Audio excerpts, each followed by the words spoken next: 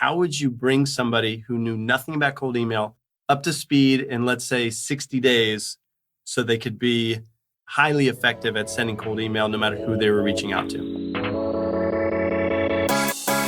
Hey, what's up, everyone? This is Jeremy, founder of QuickMail.io. Hey, and this is Jack from emailsthatsell.com. In this cast, Jack and I are covering the most essential skills that cold emailers need to focus on when it comes to taking their art to the next level. Whether you're a total beginner looking to start out on a journey or a veteran kicking butt already at cold email, you're going to want to stick around and see for yourself what skills you'd like to master next. Enjoy.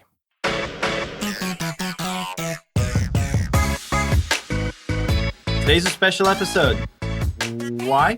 Well, it's because we're in Jeremy's studio together. We're not on a Zoom link, thank God. That's right.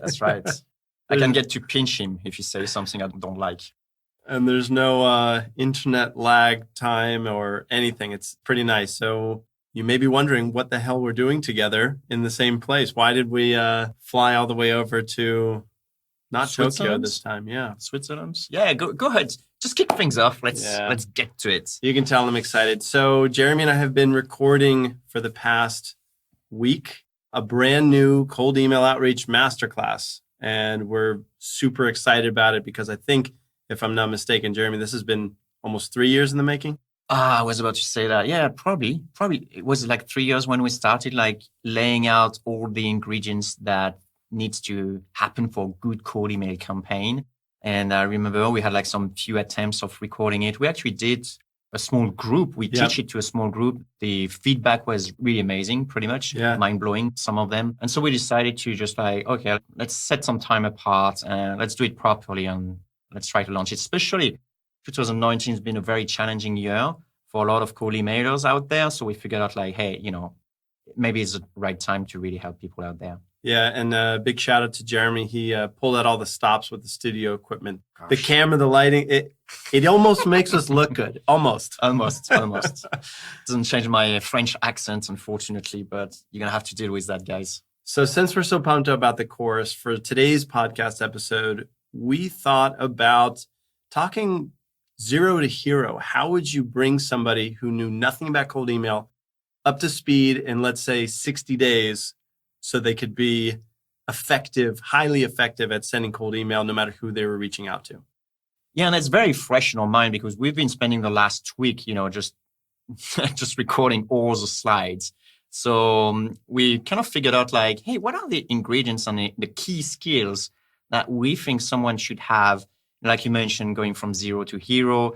And bear in mind, that could also be like someone who actually doesn't have much experience and wants to do one of those, cold outreach job, for example. Or it could be someone with tons of sales experience, lots of background, training, closing, but now they just want to master this one particular channel and do a really good job at it. Absolutely. If you're interested in being the first to know about the course when we release it, you can head over to emailsthatsell.com/course. In order to get yourself on an email newsletter, we'll be able to share updates with you and bonus content, all the goodies that you would expect from Jeremy and I. So head over to emailsthatsell.com/course and stay updated. So let's kick things off. What's the first point on your list, Jack, for becoming a hero at cold email? The first thing that you have to master is how to inbox today. That's a make or break skill in my book, probably in yours as well. But for me, this is the starting point for becoming a cold email ninja. I mean, rookies are struggling to inbox, but the pros out there are happy with their 75, 85% open rates, and their responses that come in prove it. I mean, it's golden skill to be able to get a prospect to actually read a cold email today. Yeah, I kind of hate that, honestly. I mean, for me, it's a boring topic, but it's kind of those things that you can't really get away with not doing it. So, boring topic. I feel like, well, okay, think about this though. Think about if you're really struggling with deliverability. Oh, of course, it's then it's the most exciting thing in the world. Yeah. It could be. Okay, if you're sitting with a 20% open rate, wondering what the hell you're doing wrong, somebody talking about SPF records could blow your mind, Yeah, of course. All right. Not that SPF records matter today. I mean, that's old news, but the new stuff is, to me, pretty epic. Yeah, there is a lot of talk about warming up your inbox, getting new domain and stuff like that. So if you're one of those guys who are kind of lucky to have like a good cold email domain for a very long time, maybe that the pressure is not so much on you. But definitely, if not, then that's definitely something you have to master nowadays. Point taken. Was that on your list? It wasn't on my list, actually. One of the points on my list, the first one that came to my mind is a funny one, but it's actually mastering rejection. And it's beyond just getting like a bad email, but a lot of people will get the bad email. It will impact the rest of their day and they won't actually perform as well. They will be hesitant into putting the next cold email campaign in place. So to me, it's more like building resilience to the prospect responses. So yeah, what do you make of that? There's a Japanese story that I remember. It's about somebody who wanted to be an origami master. And every day the student would come to the origami master and would present them their very best work from the past 12 hours of really folding a crane or whatever it was. And the master would take one look at it and crumble it up. And the next day would repeat. The student would come, hopefully with a little better. And same thing, the master kept crumbling day after day after day. And eventually this student became an origami master because the crumbled up paper no longer caused pain, after dozens and dozens of rejections. So I think there's something here. If you want to get to black belt level, you've got to be comfortable with failing along the way a little bit. And with cold email, if you want to be the best of the best, rejection, like you said, is just one roadblock that you'll have to figure out how to overcome time and again. Yeah, nice one. And I will add to that, there is a subtlety as well with objection and rejection. And sometimes we're too quick to bundle those two together. Where if you think about it, an objection can often be, overturned into something that is actually going to lead to a good sale. Like there's a saying that the no is actually when the sales actually cycle starts. Yeah, or I think more concretely, this week, somebody mentioned that you got an objection that was like, oh yeah, QuickMail looks good, but I'm really looking for something that integrates with Outlook. Right. And you're like, oh, well, didn't you know that it does? And that's right. And so that's a pretty easy objection to overcome. That's but true. This is sort of what we're talking about, right? Yeah, that's right. That's right. So what's point 2 on your list, Jack? It's a little less known. Maybe if you're listening to this cast and you've been sending cold emails for a while, you may not have even developed this skill yet, but I think it's crucial for becoming this like master level at cold email. And it is understanding how to research not only your prospects, but how to use nothing but a laptop and an internet connection in order to figure out what the buying triggers or the hot buttons you should press in your cold email copy so that your prospects would rather reply to your email immediately than feel uncomfortable because they just read it and they're not acting on it. That's huge. And underrated. It really is an underrated skill for us cold emailers. But to me, it separates not so much the good from the bad, but the expert copywriters and everybody else. I mean, you cannot write a compelling email without have done proper research. And in cold email, it's doubly important because you've got to use this research when you're building your list. Yeah. I mean, think about it. Like there's a few pillars of skills that are needed for a cold email campaign. And it's not just how good a writer you are, but it's how close can you build a list of people who need it? And it's also how good of a closer. I mean, there's a lot of elements in a cold email campaign that matter. Yeah. So if you're getting crickets, that's probably the skill you want to go ahead and master. Research. Yeah. Yeah, I'd say so. It probably, if you're getting crickets, by the way, it's an indicator that you're either not inboxing, check your open rate. Right. You're reaching out to the wrong audience with a good offer. Very often this is the case. Yep. Or a little bit rarer, you've got the right audience, but you just aren't getting that message clear enough. Well said. Point number 2 on my list, probably not something you thought of, so I want to get your take on that. Good. Is you have to have a knack for metrics somehow. And what I mean by that is being able to look at your campaigns on sort of regular basis and keep on trying new iteration and keeping on monitoring how well your deliverability is, how well your positive reply rate is, and basically keeping that laser focused eye on that. The reason for it is because it's way too easy to just doing just okay. But to reach that hero level, really need to be on top of your metrics and really understand that this is not because today I wake up, I don't feel like, in a good mood and therefore everything will be tinted black. It's like, oh, that's not working when you got like 2 answers. And the next day you feel good and you got also 2 answers and you say, that's great, I got 2 answers. So keeping like separate yourself a little bit and having more like an analytic mind to how your cold email campaign is performing, it's probably going to help you setting you up for that hero level that we're talking about. So taking some emotion out of the equation and instead relying on some of these metrics that can help you decide how your campaign is going. Yeah, you're going the right direction. You're getting underperforming this week. Meaning, do you use these metrics in order to see how far you've come, or maybe even just to see what needs to be changed? You're right. It is true. It's always these, it's not really a saying, but nowadays there's a lot of things about like data drive the business. And I think that is very true for cold email in particular. Like it's too easy to get distortion when we're looking into the specifics and not having the time to look from the above like 20,000 feet, high and then look at holistic thing in general. So let's get right down to it. When it comes to metrics, what are a lot of rookies messing up? I think it's a consistency of checking the metrics. The right metrics too. The right metrics too, of course. We all know the 3 one that matters, right? We got to cast on that one. That's right. Okay, so do we need to repeat those 3 metrics too? Yeah, go for it. Okay, you're putting me on the spot here. We can't let them on a teaser like that. So okay, we'll spell it out. So it's your open rate, it's your positive reply rate. That's right. And if I'm not mistaken, your lead to close rate. That's right. Yeah.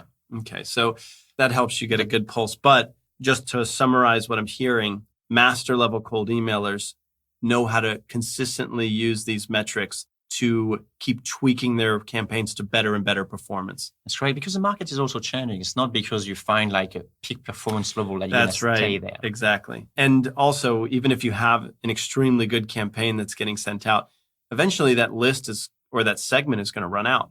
You'll have to pick another group to go after, and without the right metrics in place, you may be sort of stabbing at the dark, find the next big win. Yeah, so I would say fall in love with the process, basically, that will really help. That's good. What's your next point, Jack? It has to do with writing clear, concise, prospect-focused cold emails. If you've got everything else in place, but you aren't able to sit down at a keyboard and type out a very good, what Jeremy would call a gold or platinum level cold email, good luck hitting that mastery level.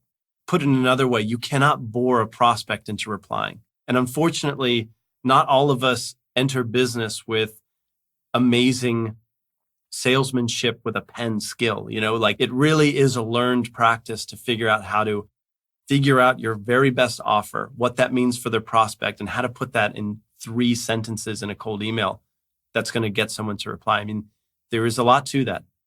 Yeah, and you've been quite fortunate because you came from a copywriting standpoint. So you already came to the game with a lot of advantages, and that's pretty close as well, right?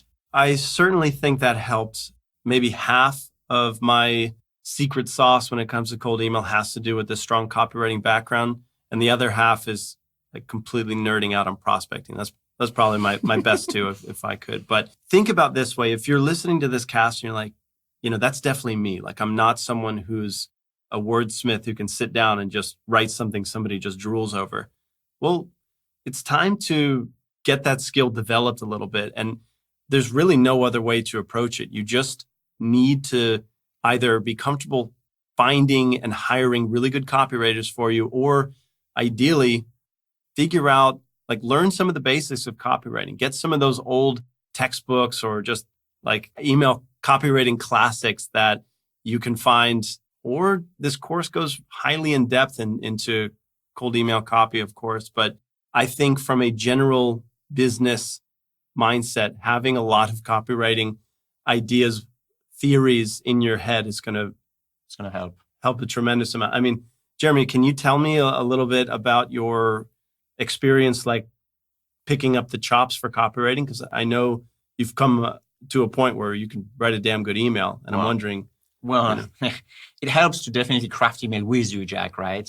Definitely from a learning standpoint, and quite fortunate to have been able to make this journey with you. But definitely that was the lacking skill for building QuickMail. So Copywriting, yes. Interesting. Because I had like a disdain of everything that was like email, salesy, or marketing stuff. I mean, I came from a strong engineering background. For us, it's binary, right? It's that's like, true. There's no subtlety or some like grandiose word that you can change. It's just like, does it do it? Yes, no. So it's a bit harder. But once I made the understanding that, hey, you know, by being able to influence people with your word, you'll be able to help them better. Then that's really where I started exploring this and made the shift slowly, because, you know, I had a goddamn good product at that time. I think I still have, but that was the mental push that I needed, is like, hey, I want more people to know about this because it really helps. And so therefore, that's really when I made an effort to say, okay, that's a communication problem. I need to learn that side. And I've been studying John Carlton. The thing that really helped me, guys, in general, to definitely for cold email specifically, is the 6 influence factor from Robert Cialdini. I think if you study that plus copywriting, I think you're already in a great shape for writing platinum type of emails. Yeah. I'll add a couple copywriting heroes to the list. David Ogilvy, Gary Halbert. So copywriting, obviously, it's got to be on the list if you want to figure out how to send a cold email to anyone that's going to turn them into a qualified lead for yourself. You got any others on your list, Jeremy? Yeah, I got 2 more. One is an interesting one, which I think ties up a little bit to what you were saying about writing, you know, writer focus versus prospect focus. Okay. It's about having the abundance mindset. So it comes more to the value proposition of the email. A lot of people will be more on the scarcity side of things, like trying to get, you know, things for them. What do you mean? Well, you know, it's just like, hey, I would like you to do X kind of approach when we're writing stuff. You can still phrase it with, you'll be able to try X. Exactly right. But it's still not the abundance mindset that I'm thinking about. The abundance mindset is you're going to contact someone and he's going to be better off after you contact him. And you're going to be better off as well. And everyone will benefit. And the pie is not, you know, if it's for me, that's not for you kind of thing. So you'll be able to expand the pie and then everyone can benefit from it. So if you can reach out to people and get to that mentality about like, hey, let's do great business together, and then expand that. Everyone's just winning and you're convinced about that and you're trying to bring value to the world that way. I know it's cliche, but when you actually put those glasses on, try that, you're going to get a much better chance of success. I think inbound marketers have an idea of this already, because if you want to generate leads, typically you're going to trade something for that opt-in. It's like a lead magnet that's like, hey, as long as you drop your email here, you're going to get this and it's going to do wonders because it does this, this, and this. It makes it really clear that you're trading something for something really valuable. And I think cold email is kind of similar. Cold email gives us this opportunity to start a conversation using a really valuable resource. That's something that you're giving each prospect. And the idea is, as long as they engage with you, it's beneficial for both sides. You end up getting a highly qualified lead, and your prospects find out an answer to something they're struggling with. They learn more information that'll help them do X, Y. I mean, just something that'll really move the needle in their life instantly. So I think it's interesting you use the word abundance versus scarcity, because I never thought of it that way.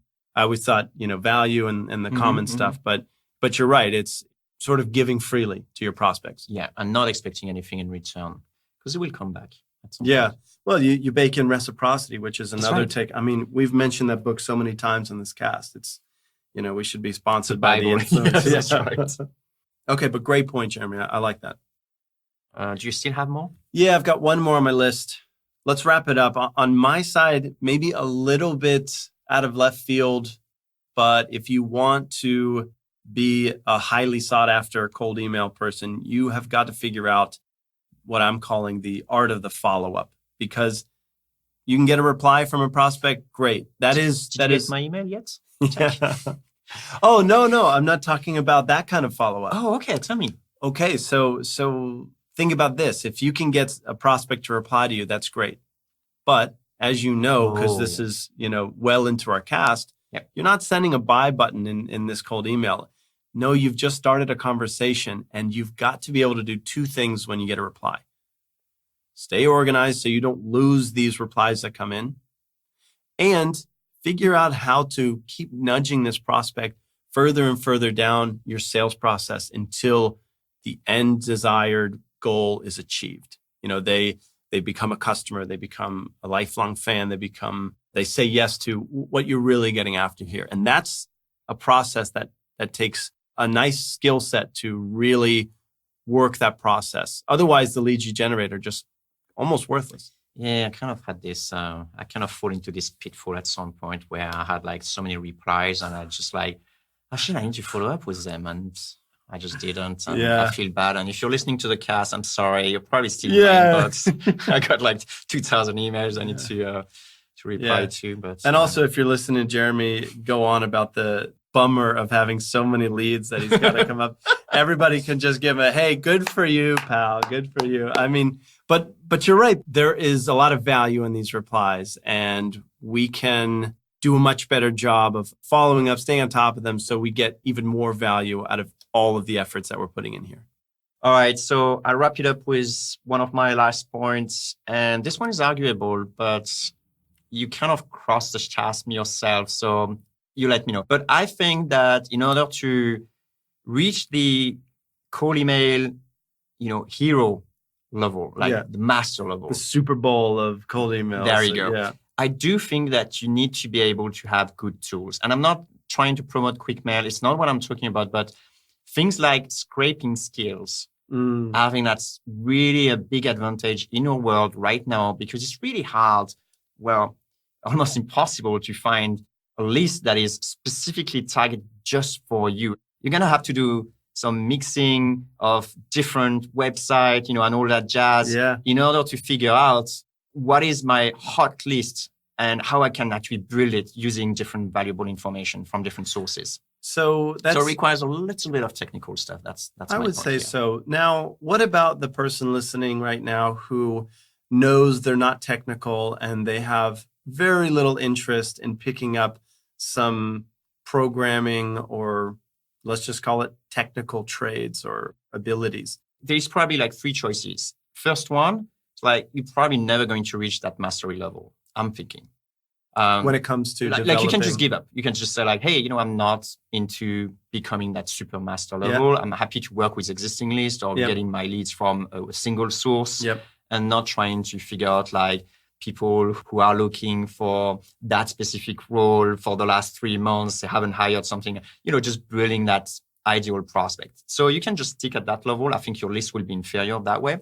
The second one, inferior, yeah, sorry. Like worse off. Yeah, worse off.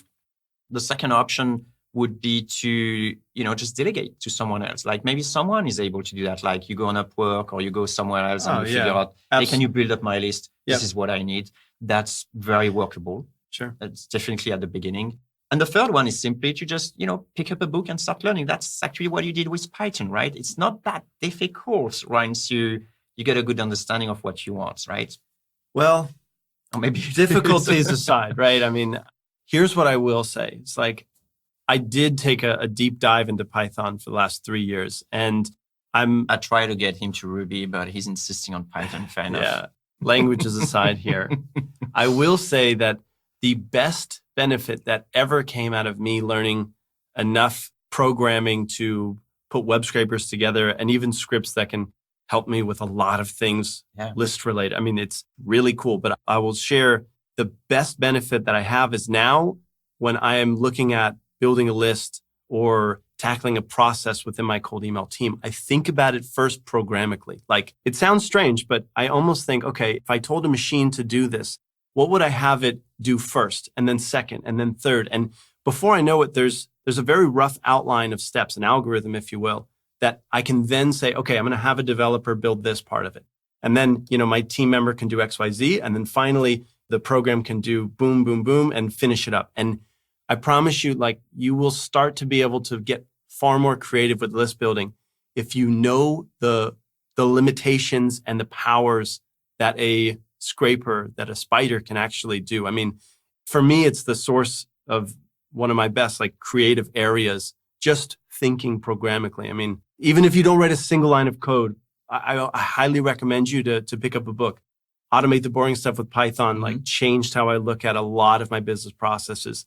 And it's free online. You should Google it and print it out. Yeah, and what's important to mention here is that you're going to have a very rapid learning, benefit at the beginning. You don't need to be an expert in programming. All you need is to pick up a few things that will make you stand apart and reach out this master level. And it will also help you hire the programmer that you bring in for the heavy duty stuff. It's like, hey, what if we did X, Y, Z? And they'll be able to take it to the next level, but at least you will be able to share the problem in a more constructive way. That's right. Yeah. How many times I've been working with people that say like, well, I need something around those lines. It's like, yeah, I need a bit more than that. You got to be specific. And again, you have to know what can be done. And by the way, there's a ton that scripts can do. It's kind of mind-boggling. So, Jeremy, I think that's a great point to add to this list here. Yeah, and the last note on this one specifically is even if you don't feel like, grabbing like your language programming and stuff like that, there are some tools that require just a little bit of technicality, like, for example, data miner, and will help you to scrape stuff in a very easy way without you needing to be a genius at coding. Exactly. But if you're afraid of just, doing it, then I think you're missing out on something. I see it as like a progression of our trade here. So as lead generators, and whether it's your own company, you're a member of a sales team, or you're an agency that is a lead generator, we've got to stay up to date with what's out there. And I think people who don't embrace technology are going to lag behind, especially your prospects are online. The better you can pull data from the internet, the more powerful a lead generator you will become. It's sort of up to you. Stay with the times here because things change quickly. And the ones that can keep this programmatic mentality and write really good copywriting, they're the ones who have the seat at the table to this feast because that's a very strong combination. I'm saying, great cast. Great cast, Jeremy.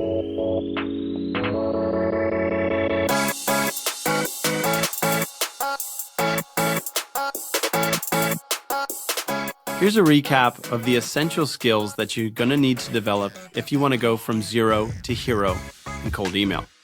First, you have to understand how to inbox today because it's not as simple as adding SPF and DKIM records, but you're going to need to be able to have deliverability in order to win. Next, you've got to master rejection and do it early so that you can avoid burnout and overcome objections properly. Next, we've got research. Become a sales detective to find out what's going to make your prospects bite using nothing but a laptop and an internet connection. A couple more, develop a knack for metrics to consistently improve your results. Learn how to write clear, concise, prospect-focused emails. Master the art of follow-ups to turn your leads into won deals. And of course, approach things with a mentality of abundance if you want to start a conversation off on the right foot. Finally, you want to embrace technology to keep your edge as a lead generator today. Last thing from us, to get updates and bonus content from our brand new cold email course, sign up at emailsthatsell.com/course. Hey, cold emailer. Yeah, you. If you got some value from this episode, give us a high five by sharing a 2-sentence review on iTunes. Or Stitcher or TuneIn. That works too. It's a quick way to help other growth-minded folks like us find this podcast so they can send awesome emails and make everyone's inbox a better place. Thanks.